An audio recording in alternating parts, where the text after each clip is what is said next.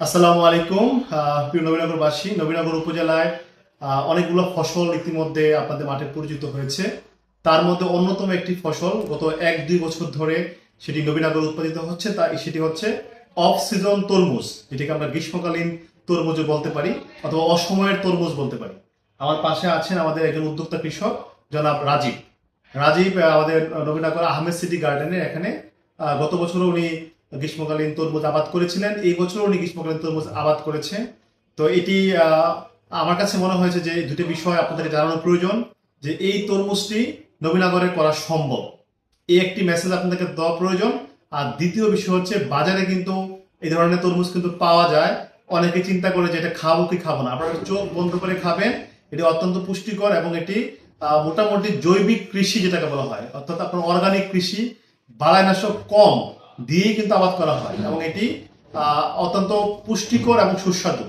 তো আপনারা যারা ভিডিওটি শুনছেন, আপনারা যারা উদ্যোক্তা হতে চান তারা আবাদ করতে পারেন, এবং যারা ক্রয় করতে চান তারা আমাদের ওই সমস্ত কৃষক যারা এই ধরনের নতুন নতুন ফসল করে, বিশেষ করে অসময়ের তরমুজ, রক মিলন, সাম্মাম, তাদের কাছ থেকে কিনবেন। বিটরুট, এই ফসলগুলো কিনবেন, ক্রয় করবেন এবং খাবেন।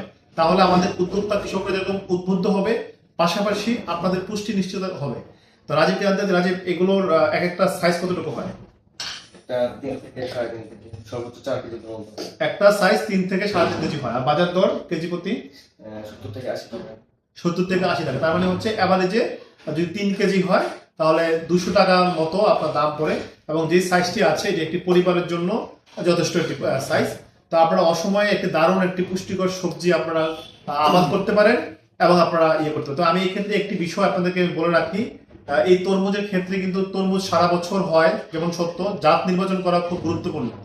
জাত নির্বাচন করার ক্ষেত্রে যেটি আমাদের গ্রীষ্মকালীন অফ সিজন যে তরমুজ আছে সেটি নির্বাচন করবেন, এবং সেটি বপন করার বীজ বপন করার নিয়মটি হচ্ছে ফেব্রুয়ারি মাসের শেষের দিক থেকে সেপ্টেম্বর অক্টোবর মাস পর্যন্ত। এই সময়টাতে যদি আপনারা অসময়ের তরমুজ বপন করেন, বাজার দর যেমন ভালো পাবেন তেমন আপনাদের লাভজনকও হবে। কিন্তু আবার যদি অসময় বা গ্রীষ্মকালীন অফ সিজনের তরমুজ যদি শীতকালে বপন করেন, এখান থেকে কিন্তু ফলন ভালো হবে না।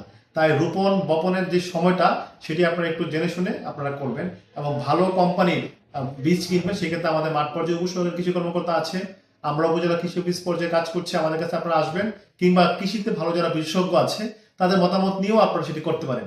অবশ্যই ভালো জাত নির্বাচন করবেন, কারণ ভালো জাত নির্বাচন করলেই ভালো ফসল নিশ্চিত হবে। ধন্যবাদ সবাইকে।